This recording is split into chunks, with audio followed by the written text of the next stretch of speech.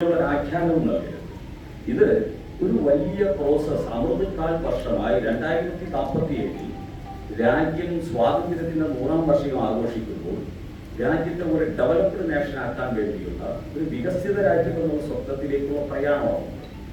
ഈ പ്രയാണത്തിൽ രാജ്യത്തിന്റെ റിസോഴ്സ് എന്ന് പറയുന്നത് ഈ രാജ്യത്തെ സകല റിസോഴ്സുകളും നമുക്ക് പ്രയോജനപ്പെടും. കൊള്ളയടിക്കാനല്ല, അഴിമതി നടത്താനല്ല. ഒരു അഴിമതി ആരോപണം ഇല്ലല്ലോ. 11 വർഷമായല്ലോ. ഒരു നയാ പൈസയുടെ അഴിമതി ആരോപണമോ കൊള്ള നടത്തിയെന്നോ ആർക്കെങ്കിലും ബന്ധുക്കൾ കൊടുക്കുന്നോ ആരെങ്കിലും മാസപ്പടി വാങ്ങിയെന്നോ ഒന്നും ഒരു ആരോപണമില്ലല്ലോ. അപ്പോ ഇത്തരത്തിലുള്ള കാര്യങ്ങൾ മുന്നോട്ട് പോകുന്നത് രാജ്യത്തെ വികസിത രാജ്യമാക്കാൻ വേണ്ടിയുള്ള പരിശ്രമത്തിന്റെ ഭാഗമാണ്. അപ്പൊ അതുമായിട്ട് ബന്ധപ്പെട്ട് 9 കോസ്റ്റൽ സ്റ്റേറ്റുകളും 4 യൂണിയൻ ടെറിട്ടറികളുമാണ് ഈ 7500 കിലോമീറ്ററിനുള്ളിൽ കിടക്കുന്നത്. ഹൈവേകൾ, റെയിൽവേ, പൈപ്പ് ലൈൻ, തുറമുഖം, പുതിയ തുറമുഖങ്ങൾ 7 പുതിയ തുറമുഖങ്ങൾ വരുന്നു. വിഴിഞ്ഞ ഉൾപ്പെടെ 7 പുതിയ തുറമുഖങ്ങൾ വരുന്നു.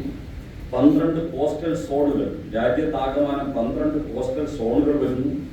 അതോടൊപ്പം തന്നെ 12 കോസ്റ്റൽ ടൂറിസ്റ്റ് സർക്യൂട്ടുകൾ വരുന്നു. ഈ തീരദേശവുമായി ബന്ധപ്പെട്ട ടൂറിസ്റ്റ് സർക്യൂട്ടുകൾ 12 വരുന്നു.